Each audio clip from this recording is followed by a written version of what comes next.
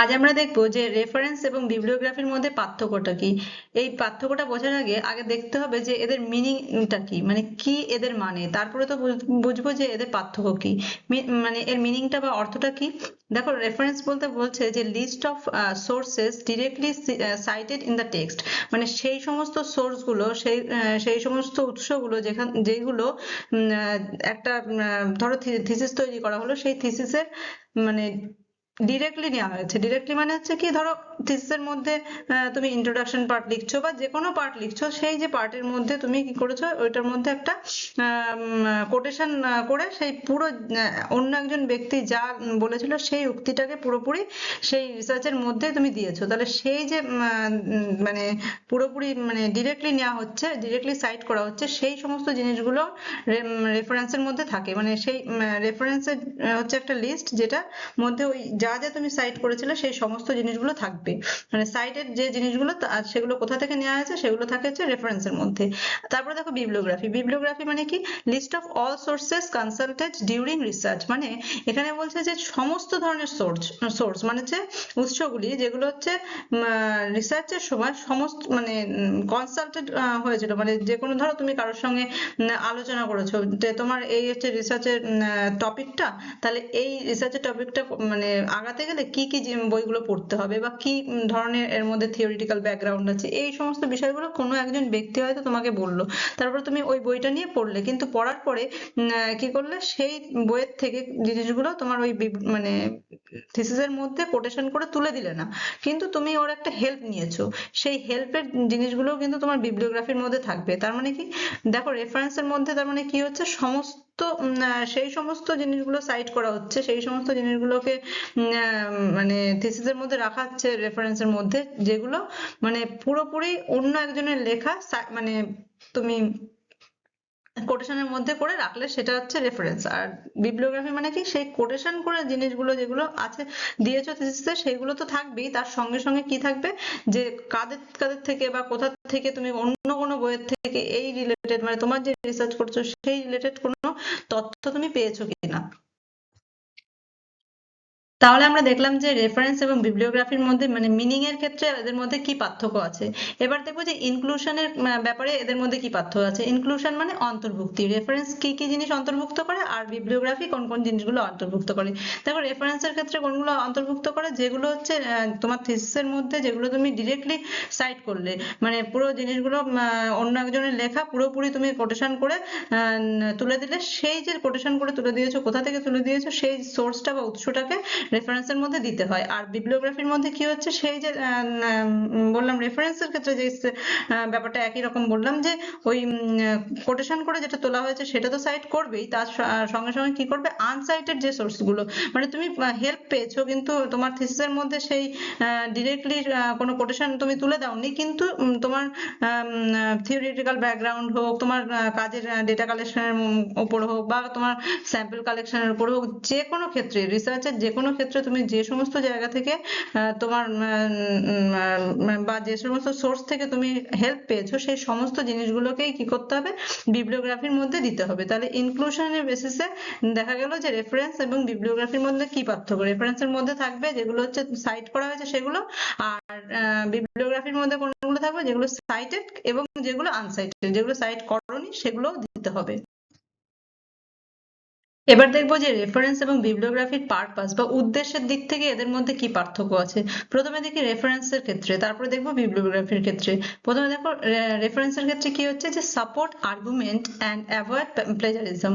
Support argument মানে সে যে একটু আগে আমরা যেটা বললাম, যে যে কোনো একটা লোকের বা যে কোনো একটা ধরো থিসিসের কিছুটা অংশ নিয়ে, ধরো তোমার থিসিসে তুমি কি করেছো, একটা কোটেশন মার্ক দিয়ে দিয়েছো। তার প্রধান কারণ হচ্ছে তুমি যে কোনো একটা যুক্তিকে সাপোর্ট করার জন্য, যে তুমি যদি নিজে থেকে রিসার্চ করো, তাহলে সেক্ষেত্রে অন্যরা হয়তো নাও মানতে পারে, কারণ তুমি কোথা থেকে দেখেছো, এগুলো কি তোমার নিজের মনের মানে কোনো কল্পনা দিয়েছো না কি দিয়েছো, সেই সেই মনের কল্পনা যাতে না হয়, এটা যাতে সত্যি সত্যি কেউ একজন করেছে, তোমার রিসার্চের মতনই কেউ একজন কাজ করেছে, বা তোমার রিসার্চের কোনো একটা যুক্তি, সেই যুক্তি অন্য কেউ সাপোর্ট করছে, সেই রকম একটা মানে তোমার যে যুক্তিটা তুমি ফলাতে চাইছো, সেই ফলাতে গেলে তাহলে কি করতে হবে, ওই সাইটেশন দিতে হবে, আর ওই সাইটেশন দিতে গেলে কি করতে হবে, সেই সাইটেশনটাকে রেফারেন্সে রাখতে হবে।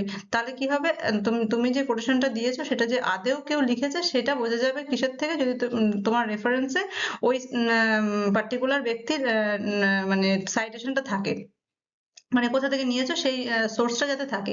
তারপরে কি বলছে যে অ্যাভয়েড প্লেজারিজম। প্লেজারিজম মানে হচ্ছে যে অন্য কোনো জায়গা থেকে তুমি চুরি করেছো কিনা। মোটমাট কথা দেখো, খারাপ ভাবে বললেও কিন্তু প্লেজারিজম যে কথাটা, এটার মানেই হচ্ছে রিসার্চ মানে জেনে বুঝে চুরি করা বলো আর না বুঝে চুরি করা বলো, যাই হোক যেভাবেই বলো না কেন, যদি সেভাবে বুঝতে চাও তাহলে এই প্লেজারিজম মানে হচ্ছে অন্যের লেখা বা অন্যের কোনো চিন্তা তুমি চুরি করেছো কিনা সেইটা ব্যাপার। যদি তুমি অন্য কেউ যদি না বলে যে তুমি অন্য লোকের থেকে নিয়েছো, নিয়ে নিয়ে নিজের রিসার্চ বানিয়েছো, সেই ব্যাপারটা যদি তুমি অ্যাভয়েড করতে চাও তাহলে কি হবে, কোটেশন দিতে হবে, এবং দিয়ে সেই যে যে অন্যের থেকে নিয়েছো সেই লোকটাকে কি করতে হবে, বা সেই লোকটার কাজটাকে কি করতে হবে, তোমাকে সাইটেশন করে দিতে হবে, বা সেই পুরো জিনিসটাকে সোর্সটাকে বলে দিতে হবে কি রেফারেন্সে। তাহলে তুমি কি করতে পারবে যে ওই যে জিনিসটা তুমি নিয়েছো সেটা কোনো প্লেজারিজম করোনি, তুমি কোনো চুরি করোনি, তুমি বলে দিয়েছো যে হ্যাঁ আমি এখান থেকেই নিয়েছি, এই দেখুন আমি এখান থেকে নিয়েছি। তার মানে কি রেফারেন্সে ওই যে ওই সোর্সটা রয়েছে, এইটা বোঝানোর জন্যই কিন্তু রেফারেন্স করা হয়। তারপরে কি বলছে, give credit to original authors. দেখো তুমি তোমার রিসার্চে কিছু কিছু একটা অংশ দেখা যাচ্ছে অন্যের থেকে নিয়ে যে কোটেশন দিয়ে তুলে নিয়েছো, এই কোটেশন দিয়ে তুলে নিয়েছো মানে তো আর তোমার এটা নিজের নয়, তুমি অন্যের থেকে নিয়েছো। তাহলে অন্যের থেকে নেওয়া জিনিসের জন্য তো আমরা যে কোনো জিনিস তুমি যদি কারোর থেকে কিছু একটা নেও, তাহলে আমরা তো সাধারণত ধন্যবাদ জ্ঞাপন করি, তাই না? সেই একই রকম ভাবে কি হচ্ছে, তুমি যদি কোনো একটা রিসার্চের ক্ষেত্রে তুমি যখন নিচ্ছ, সেই মনে করে নাও যে ধন্যবাদ দেওয়া হচ্ছে কাকে, তুমি যার থেকে ওই জিনিসটা নিচ্ছ, যেই অথরের লেখার থেকে জিনিসটা নিয়ে তোমার যুক্তিটাকে খাড়া করছো, বা তোমার যুক্তিটার একটা সাপোর্টিভ মানে ফ্যাক্ট তুমি পাচ্ছ, সেটার জন্য তাকে কি করতে হবে, ক্রেডিট দিতে হবে। ক্রেডিট দিতে গেলে কি করতে হবে, তার যে লেখা থেকে তুমি নিয়েছো লোকেরা যাতে বুঝতে পারে, বা অন্যান্য পাঠকরা যারা তোমার ওই রিসার্চের থিসিসটা পড়বে, যাতে তারা বুঝতে পারে যে তুমি তার থেকে নিয়েছো, এবং তুমি নিয়েছো সেটা তো ঠিক আছে, তোমার আর্গুমেন্টের জন্য তুমি নিয়েছো, কিন্তু তার জন্য তুমি সেই লোককে ক্রেডিট দিয়েছো। সেটা বুঝতে পারবে কি করে, যদি তুমি রেফারেন্সে সেই লোকের লেখাটা তুলে দাও যে হ্যাঁ আমি তার এই বই বা তার এই থিসিস বা তার এই জার্নাল থেকে এই জিনিসটা নিয়েছি। তারপর কি বলছে দেখো, অ্যাভয়েড প্লেজারিজম। একই কথাই বললাম যে প্রথমেই দেখো আমরা ওই পয়েন্টটা পড়েছি যে কি অ্যাভয়েড মানে তুমি অন্যের থেকে যে চুরি করনি, কেউ যাতে তোমাকে ওরকম মানে পড়াশোনার ক্ষেত্রে কোনো মানে চিন্তা বা যুক্তির বিষয়টা তুমি চুরি করনি, সেই বিষয়টা বোঝা যাবে কোথা থেকে, যদি তুমি রেফারেন্সে সেই লোককে ক্রেডিটটা দিয়ে দাও। তারপরে কি বলছে, allow readers to verify information. দেখো এই তো গেল যে প্লেজারিজম, তারপরে ধরো যুক্তি খাড়া করার জন্য, এই সমস্ত তো বুঝলাম। তাছাড়া আর কি হয়, তাছাড়া হয় হচ্ছে ধরো তোমার যে থিসিসটা কেউ পড়বে, সেই পড়ার জন্য সেই যে যে লোকটা পড়বে বা যে পাঠক পড়বে, সে যাতে ওই ইনফরমেশন তুমি যে কোন জায়গা থেকে পেয়েছো সেই টাকে ভেরিফাই করতে পারে, সত্যিই কি তুমি তার থেকে নিয়েছো, নাকি তুমি নিজে থেকে একটা লাইন লিখে দিয়ে বলছো যে এই লোকটা লিখেছে। তাহলে কি হবে যে ওই তুমি যে জিনিসটা কোটেশন করে নিয়েছো সেটা যে সত্যি ওই সেই যে কে লিখেছে রেফারেন্সে তো তার নাম দিয়েছো, তাহলে কি হচ্ছে, যে পাঠক পড়বে সে কি করতে পারবে, ওই পার্টিকুলার থিসিসটা বা বইটার মধ্যে খুলে দেখতে পারবে যে সত্যি এত নম্বর পেজে, ধরো তুমি এরকম দিয়েছো যে ইন্ট্রোডাকশন পেজে একটা এরকম কোটেশন তুলে দিয়েছো, সেই কোটেশনের পাশে লিখে দিয়েছো ধরো কথার কথা কোনো একজন ব্যক্তির টাইটেল প্লাস তার বইয়ের কত নম্বর পেজে আছে সেটা তুমি লিখে দিয়েছিলে, কিন্তু এটা যে সত্যি সত্যি আছে কিনা সেটা কিন্তু পাঠক ওই পার্টিকুলার বইটা খুলে দেখতে পারবে যে সত্যিই তুমি ওখান থেকে নিয়েছো কিনা, নাকি তোমার মন গড়া কাহিনী দিয়েছো। তারপরে কি, প্রোভাইড এভিডেন্স সাপোর্টিং আর্গুমেন্ট। ওই যে একই ব্যাপার বলছি যে যে কোনো জিনিসে যদি তোমার আর্গুমেন্টে যদি তুমি জিততে চাও, তাহলে কি নিজের মুখের কথা বললে হবে না, অন্য কেউ যদি এই ব্যাপারে কাজ করেছে কিনা সেটার জন্য তোমাকে কিন্তু কোটেশন মার্ক করে তুলে দিতে হবে। আর কোটেশন মার্ক করে তুলে দিলেই আমাদের কি করতে হবে, সেটা রেফারেন্সে সেই সাইটেশনটা দিয়ে দিতে হবে। তারপরে কি বলেছে, এনহ্যান্স একাডেমিক ক্রেডিবিলিটি। মানে হচ্ছে এই যদি তুমি রেফারেন্সে কোনো জিনিস দিয়ে দাও যে হ্যাঁ এই লোকেরটা আমি এখান থেকে নিয়েছি, সবকিছু তুমি সোর্সটা দিয়ে দিয়েছো, তাহলে কি হচ্ছে, এটা বাড়িয়ে তুলবে তোমার কি, তোমার যে শিক্ষাগত যে বিশ্বাসযোগ্যতাটা, মানে তোমাকে লোকে বিশ্বাস করবে যে হ্যাঁ তুমি যে জিনিসটা নিয়েছো তুমি বলে দিয়েছো হ্যাঁ আমি এখান থেকে নিয়েছি, তুমি কখনোই নিজের ক্রেডিট নিচ্ছ না যে না না আমি কারোর থেকে নিইনি, এটা আমারই জিনিস। কিন্তু পরে লোকেরা দেখলো না, খুলে দেখলো যে হয়তো 5 বছর আগে তোমার থিসিসে একটা পেজে দেখা গেলো তুমি একটা লাইন লিখে বলছো যে এটা আমি লিখেছি, কিন্তু তুমি অন্যর থেকে নিয়েছো কিন্তু তাকে ক্রেডিট দাওনি, এরকম ধরো করেছো তুমি, তাহলে সেক্ষেত্রে যে পাঠক কি করছে, ভেরিফাই করতে গিয়ে দেখলো হ্যাঁ তো 5 বছর আগে তোমার আগে কেউ একজন করেছে, তুমি তার থেকে লাইন তুলে দিয়ে দিয়েছো এবং বলছো এটা তোমার নিজের, তার ফলে কি তোমার প্রতি বিশ্বাসযোগ্যতা থাকবে না। যদি তুমি ওর নামটা দিয়ে দাও রেফারেন্সে, তাহলে কি যখন মানে পাঠক দেখতে পারলো যে হ্যাঁ তুমি সত্যিই এর থেকে নিয়েছো এবং তাকে তার জন্য তুমি কি তাকে ক্রেডিটও দিয়েছো, তাহলে কি হচ্ছে তোমার যে শিক্ষাগত ব্যাপারটা একটা বিশ্বাসযোগ্যতা পাবে। এই জন্য রেফারেন্সে কি হচ্ছে আমাদের এই সমস্ত জিনিসের সাইটেশন গুলো দেওয়া হয়, আর সমস্ত এই যে যা যা আমরা মানে সাইট করেছি সেই বিষয়গুলোর যে সোর্সটা দিচ্ছি বলেই ওটাকে বলা হচ্ছে রেফারেন্স। এবার দেখি বিবলিওগ্রাফি। রেফারেন্সে তো এই জিনিসগুলো থাকলো যেগুলো হচ্ছে শুধু আমরা কি করব, সাইট করব, তারই সোর্স দেব। আর বিবলিওগ্রাফিতে কি বলছে যে show wider reading and research depth. আচ্ছা, আমরা একটু আগের মিনিং এ দেখেছিলাম যে যেগুলো সাইট করা হয়েছে সেগুলোও আমরা দেব, আর যেগুলো আনসাইট করা হয়েছে মানে মানে সাইট করা হয়নি যেগুলো, সেইগুলো জিনিসটাও আমাদের কি বিবলিওগ্রাফির মধ্যে থাকবে। তাহলে যদি আমরা এই জিনিসগুলো দিই তাহলে কি রেফারেন্সে দেখা যাচ্ছে আমি কয়েকটা উক্তি হয়তো কোট করে দিয়েছি, তাহলে রেফারেন্স আমার সেই করা থাকবে। ধরো আমি আমার রিসার্চের ক্ষেত্রে 50টা জায়গা থেকে 50টা লাইন লিখে তারপরে কি করেছি, রেফারেন্স বানিয়েছি, তাহলে 50টা আমার ব্যাপারটা থাকলো। কিন্তু বিবলিওগ্রাফিতে আমি কি করছি, যেটা সাইট করেছি সেটাও দিচ্ছি, আর যেটা সাইট করিনি কিন্তু আমার হেল্প হয়েছে সেটাও দিয়েছি, তার ফলে কি হচ্ছে আমার দেখা যাচ্ছে ওই 50টা তো থাকলোই, তার সঙ্গে সঙ্গে আমি হয়তো আরো 100টা বই পড়েছি, তাহলে কি আমার 150টা মতন বিবলিওগ্রাফিতে মানে লিস্ট হলো। তাহলে সেক্ষেত্রে কি হচ্ছে, যে কিনা তোমার থিসিসটা পড়বে সে বুঝতে পারবে যে তোমার কতটা বেশি তুমি পড়াশোনা করেছো, তোমার ওয়াইডার রিডিংটা সে বুঝতে পারবে। তারপর তোমার রিসার্চ ডেপটা, মানে তুমি শুধু যাদের যাদেরটা সাইট করেছো শুধু তাই পড়েছো তা না, তুমি তোমার পড়াশোনার জগৎটা অনেক বেশি বড়, তুমি অনেক বেশি পড়াশোনা করে তারপর তোমার থিসিসটা করেছো। তাহলে কি করবে, অন্যান্য যারা পাঠকরা পড়তে যাবে তারা ভাববে যে না, এই যে ব্যক্তি রিসার্চটা করেছে সে সবকিছু বুঝে তারপর রিসার্চটা করেছে, এমন না যে শুধু মানে 5-7টা বই পড়ে সে রিসার্চ করে ফেললো। তারপরে দেখো show the depth of research conduct, তার ওই একই কথা যে তুমি যে রিসার্চটা করছো তোমার যত ব্যাকগ্রাউন্ড নলেজ বেশি থাকবে তুমি ততই বেশি তোমার যে প্রবলেমটা সেটা ভালো করে বুঝবে। আর যদি তুমি ভালো করে বুঝে যাচ্ছ তার মানে কি তোমার যে রিসার্চটা তুমি করেছো তার ডেপথটা অনেক বেশি হবে, গভীরতাটা অনেক বেশি হবে। তারপরে কি অ্যাকনলেজ অল কনসালটেড ম্যাটেরিয়াল, তার মানে দেখো এখানে কিন্তু কি বলছে, অল কনসালটেড, তুমি যাদের যাদের সঙ্গে কথা বলেছো, তোমার কোনো টিচার আছে তার সঙ্গে কথা বলেছো, সে হয়তো একটা বই বলেছে যে তোমার যে পার্টিকুলার রিসার্চটা তুমি করতে চাইছো তার জন্য এই বইগুলো তোমাকে হেল্প করতে পারে। তুমি কি করলে, সেই বইগুলো পড়লে, পড়ার পরে দেখলে যে হ্যাঁ আমার হেল্প হয়েছে ঠিকই কিন্তু এর থেকে আমার কোনো লাইন তুলে দেওয়ার দরকার নেই। তো সেক্ষেত্রে কি হচ্ছে, তোমার যে জিনিসগুলো তুমি লাইন তোলনি কিন্তু সেই বইগুলোকে তুমি দিয়ে দিচ্ছ, তার মানে কি তুমি যে তাদের চিন্তা ভাবনার দ্বারাও প্রভাবিত হয়েছো সেইটার জন্যও তুমি কি কৃতজ্ঞতা জ্ঞাপন করছো। তার মানে কি তোমার কৃতজ্ঞতার ব্যাপারটা অনেক বেশি ভাবে করছো। তার মানে কি শুধুমাত্র লাইন দিয়েছি, আমার থিসিসে এই লাইন আছে মানে তাদের কৃতজ্ঞতা দেব, আর যারা আমার কাজে অন্যান্য ভাবে হেল্প করেছে, যারা পরোক্ষভাবে হেল্প করেছে বা যে বইগুলো হেল্প করেছে, যে জার্নাল গুলো হেল্প করেছে, সেইগুলোর নামটা যখন তুমি দিয়ে দিচ্ছ তার মানে কি তোমার সমস্ত জায়গাতে তুমি তোমার কৃতজ্ঞতাটা দেখিয়েছো। তারপরে কি provide readers with additional resources. দেখো এর ফলে কি হচ্ছে, যে সমস্ত রিডাররা তোমার এই থিসিসটা পড়বে তারা ওই বিবলিওগ্রাফির মাধ্যমে দেখা গেল তাদের যে রিসার্চ প্রবলেমটা তার রিলেটেড যদি কোনো থট, ধরো ব্যাকগ্রাউন্ড নলেজ হলো কিংবা তার যে বিভিন্ন ধরো মেথোডোলজির ক্ষেত্রে হলো, বিভিন্ন ক্ষেত্রে যে আরো বেশি বেশি মানে রিসোর্সটা বা সম্পদটা পাবে, সেটা কিন্তু তুমি তোমার তোমার রিসার্চের বিবলিওগ্রাফিতে দিলে তাহলে কি হচ্ছে আরো বেশি ওটা সমৃদ্ধ হবে। আর সেই সমৃদ্ধ হলে কি হচ্ছে, যে যারা পড়বে, যে রিডাররা পড়বে তাদেরও কিন্তু অনেকটা ভালো হবে, তারা ওই রেফারেন্সের থেকেও বিবলিওগ্রাফিতে বেশি ইনফরমেশন পাবে। আর কি ডেমনস্ট্রেট একাডেমিক এফোর্ট, তার আবার এটাই কিন্তু দেখাচ্ছে যে তোমার শিক্ষার ক্ষেত্রে বা তোমার কাজের ক্ষেত্রে তোমার প্রচেষ্টাটা কত, তুমি কি শুধু রিসার্চ লেখার জন্য কিছু লাইন লেখার জন্যই কি রেফারেন্স শুধু দিয়েছো, নাকি তুমি এছাড়াও অনেক কিছু করেছো যার মাধ্যমে তোমার কাজটা আরো বেশি সহজ হয় এবং আরো বেশি মানে ফ্রুটফুল হয়। এই জন্য এটা কি করছে, ডেমনস্ট্রেট ডেমনস্ট্রেট করছে তোমার একাডেমিক এফোর্টটা কত। তার মানে আমরা বুঝলাম কি রেফারেন্সে শুধু থাকছে সাইটেড জিনিসগুলো, আর বিবলিওগ্রাফিতে থাকছে সাইটেড এবং আনসাইটেড দুটোই। তার ফলে কি একটার মাধ্যমে যতটুকু আমাদের জ্ঞান হবে দুটোর মাধ্যমে অবভিয়াসলি তার থেকে বেশি হবে।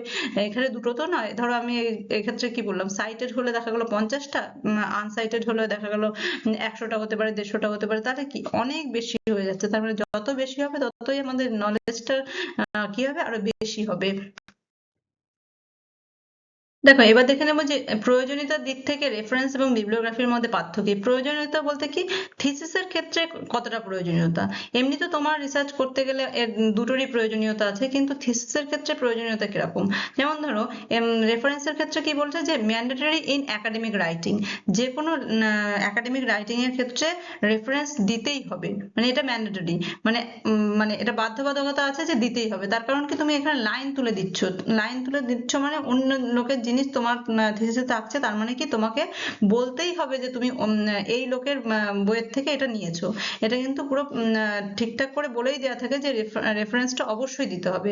আর বিবলিওগ্রাফির ক্ষেত্রে কি হচ্ছে, sometimes optional depending on guidelines, বলছে গাইডলাইন অনুযায়ী কিন্তু এটা অপশনাল হয়। অপশনাল কেন বলছে, দেখো বিবলিওগ্রাফির মধ্যে কিন্তু রেফারেন্স থাকে, প্লাস সঙ্গে সঙ্গে এর সঙ্গে কি থাকে, যে তুমি যেগুলোর দ্বারা ইনফ্লুয়েন্সড হয়েছো সেই বইগুলোও থাকে।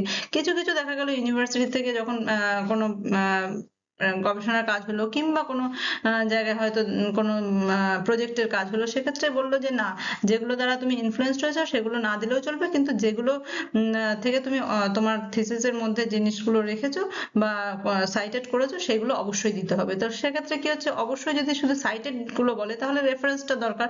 আর যদি বলে দেয় যে না, তোমার যেগুলো মানে যেগুলোর দ্বারা তুমি এমনি ইনফ্লুয়েন্সড হয়েছো সেগুলো দেওয়ার দরকার নেই, তাহলে কিন্তু বিবলিওগ্রাফির দরকার নেই। মানে সেক্ষেত্রে কি হচ্ছে, শুধু রেফারেন্স দিলেই হচ্ছে, বিবলিওগ্রাফি দরকার পড়ছে না। তার মানে কি রেফারেন্স অবশ্যই লাগবে, বিবলিওগ্রাফি কিছু কিছু জায়গায় লাগে, আবার কিছু কিছু জায়গায় না হলেও হয়। এতক্ষণ দেখলাম যে বিবলিওগ্রাফি এবং রেফারেন্সের মধ্যে পার্থক্যটা কি। এবার দেখবো তাদের মধ্যে মিলটা কোথায় আছে।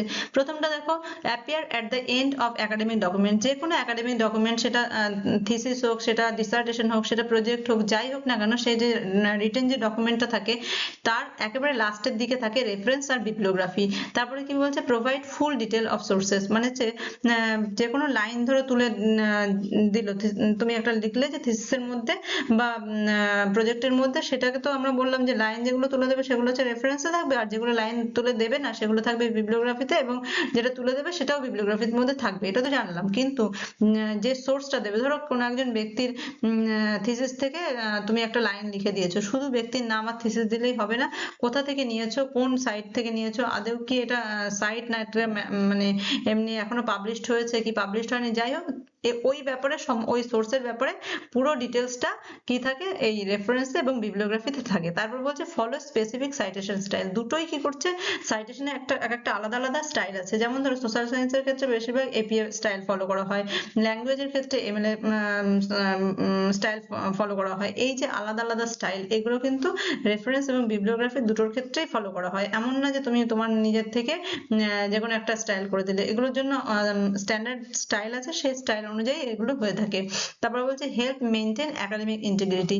একাডেমিক ইন্টিগ্রিটি বলতে যে কোনো শিক্ষার ক্ষেত্রে যে বিশ্বাসযোগ্যতা, সেই যে ব্যাপারটা দুটো ক্ষেত্রেই কিন্তু মানে মেনটেন করে। সেটা রেফারেন্সের ক্ষেত্রেও মেনটেন করে, সেটা বিবলিওগ্রাফির ক্ষেত্রেও মেনটেন করে। মানে আমি যা যা জিনিস নিয়েছি তার জন্য তাকে সেই ব্যক্তিকে মানে কৃতজ্ঞতা স্বীকার করে, মানে তার প্রতি তুমি যে কৃতজ্ঞ সেই জিনিসটা কিসের মাধ্যমে প্রকাশ পাচ্ছে, রেফারেন্স এবং বিবলিওগ্রাফিতে তাদের জিনিসটা যদি তুমি দিয়ে দাও, তাদের যদি সেই সোর্সটা তুমি দিয়ে দাও। তারপরে কি acknowledge the work of other authors. তার মানে কি, ওই যে যেটা বললাম আদার অথর্স, মানে যাদের থেকে তুমি জিনিসগুলো নিয়েছো তাদের কি করছো, তুমি অ্যাকনলেজ করছো, কৃতজ্ঞ থাকছো তাদের প্রতি, তাদের ক্রেডিট দিচ্ছ। দুটো জায়গাতেই কি হচ্ছে, এই দুটো জিনিস, মানে এই দুটো বলতে রেফারেন্স এবং বিবলিওগ্রাফি দুটোতেই এই যতগুলো জিনিস বললাম সবগুলোই সিমিলার, মানে একই রকম ভাবে মানা হয়। তারপরে দেখো ইম্পর্টেন্স ইন একাডেমিক রাইটিং। এই যে বিবলিওগ্রাফি এবং রেফারেন্স, এই দুটোর কি মানে ইম্পর্টেন্স আছে, কি গুরুত্ব আছে, কেন আমরা এগুলো ব্যবহার করি? প্রধান কারণটা কি? স্ট্রেনথেন দ্য ক্রেডিবিলিটি অফ রিসার্চ। যে কোনো রিসার্চে তোমার যে রিসার্চের থিসিসটা তুমি লিখছো, সেটার কি হচ্ছে? ক্রেডিবিলিটি, বিশ্বাসযোগ্যতা বাড়াচ্ছে। যেটা আমরা অলরেডি দেখেছি যে বিশ্বাসযোগ্যতা বাড়ানোর জন্য আমাদের কি দিতে হবে? রেফারেন্স দিতে হবে এবং বিবলিওগ্রাফি দিতে হবে। তারপর কি? Allow readers to trace original sources. একটু আগেই বলেছি, এগুলো আমাদের অলরেডি বলা হয়েছে যে কি তোমার যে থিসিসটা অন্য কোনো রিডার যখন পড়তে যাবে, তখন সে কি করতে পারবে? সে ট্রেস করতে পারবে যে তুমি কোন জায়গা থেকে এই জিনিসটা নিয়েছো, তার অরিজিনাল সোর্সটা সে দেখতে পারবে। তারপর কি? প্রিভেন্ট ইন্টেলেকচুয়াল থেফট, মানে এটা কিন্তু প্রতিরোধ করছে কি তোমার ওই একটু আগে বললাম কিন্তু যে ইন্টেলেকচুয়াল থেফট মানে তুমি একাডেমিক ক্ষেত্রে কোনো চুরি করছো কিনা, সেই চুরি যাতে না করো সেই জন্য এই এই জিনিসটা কি করে এটাকে মানে প্রতিরোধ করতে সাহায্য করে। মানে তুমি যখন দিয়ে দিচ্ছ যে হ্যাঁ আমি এই জায়গা থেকে নিয়েছি, তার মানে কি তুমি কাউকে তুমি কৃতজ্ঞতা স্বীকার করছো যে হ্যাঁ আমি এখান থেকে নিয়েছি। তার ফলে কি হচ্ছে? তোমাকে চোর বলা হচ্ছে না।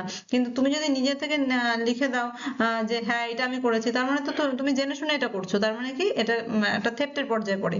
তো এই যদি তুমি রেফারেন্স বা বিবলিওগ্রাফি দিয়ে দাও, তাহলে তুমি এই থেফটের থেকে মানে প্রিভেন্ট হবে, মানে তোমার প্রতিরোধ হবে। তারপরে কি বলছে? Demonstrate scholarly responsibility. আর এটা দেখায় যে তোমার যে কোনো স্কলারের, যে কোনো স্টুডেন্টের কি রেসপন্সিবিলিটি বা দায়িত্ববোধ, যে আমি তো অন্য একজনের জিনিসটা নিয়ে আমার থিসিসে আমার আর্গুমেন্টের জায়গায় মানে আর্গুমেন্টের ক্ষেত্রে আমি একটা সোর্স হিসেবে দেখালাম, কিন্তু সেই জিনিসটার প্রতি আমার কি এটা যে আমার নয়, সেই বিষয়ে কিন্তু দায়িত্ববোধটা থাকা যাবে কিসের মাধ্যমে? যদি আমরা রেফারেন্স বা বিবলিওগ্রাফির মধ্যে এটা আমি দিই। তারপর কি বলছে? এনহ্যান্স ট্রান্সপারেন্সি, মানে স্বচ্ছতা দেখাবে, তোমার যে কাজটা স্বচ্ছ, তুমি কারোর থেকে চুরি করোনি, তুমি যা যা নিয়েছো, যেখান থেকে নিয়েছো সবকিছু তুমি বলেছো। এই সমস্ত বিষয়গুলো জন্যই কিন্তু আমাদের কি হচ্ছে? রেফারেন্স এবং বিবলিওগ্রাফিটা লেখা হয়। যাই হোক, এই ছিল বিবলিওগ্রাফি এবং রেফারেন্সের মধ্যে মূল পার্থক্য।